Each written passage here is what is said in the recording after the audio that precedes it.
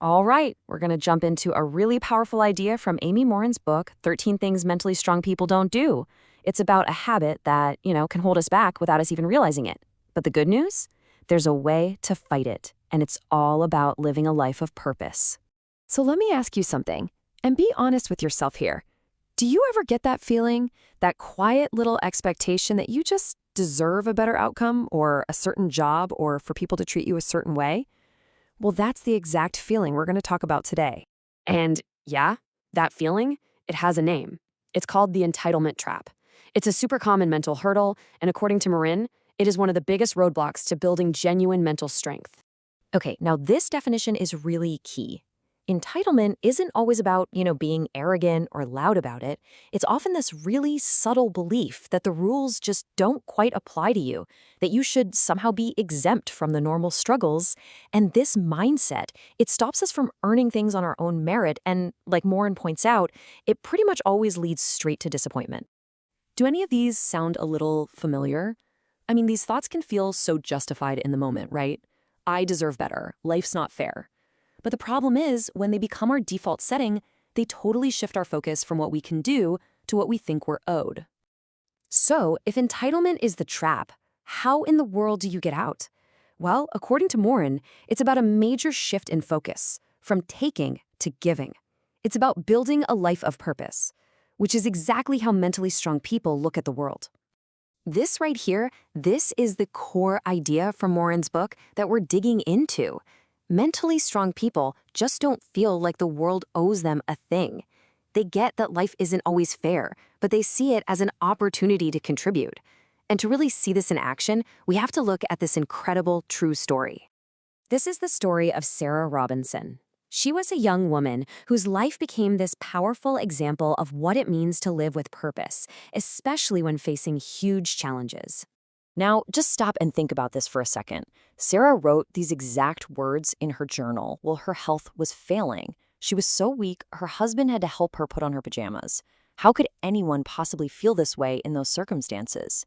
Well, the answer is all about what she chose to focus on. So, here's her journey. She's diagnosed with a brain tumor at just 24 years old. She could have so easily fallen into that why me trap, right? But she didn't. During her own incredibly exhausting treatments, she noticed a problem that was even bigger than her own: other patients who couldn't afford a place to stay. So instead of asking what the world owed her, she asked, what can I give to them? The power of her idea was just incredible.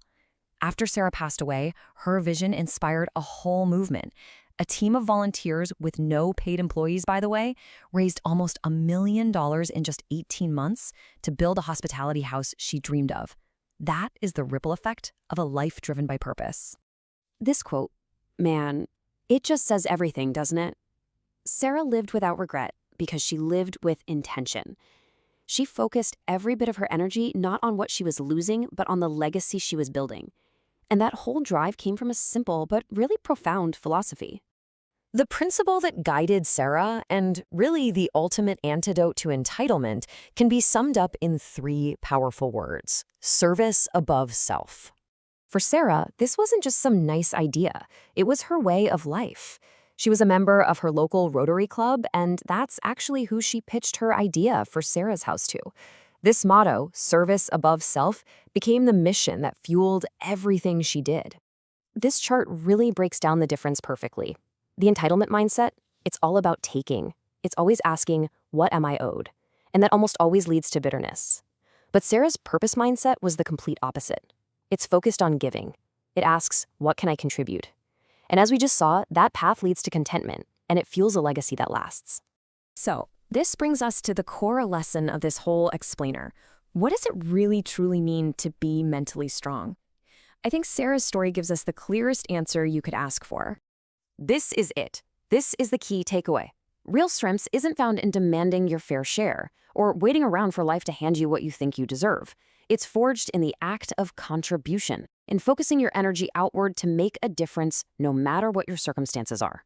So I'll leave you with the very same question that Sarah answered with her entire life. It's not about what you get from the world, it's about what you give to it.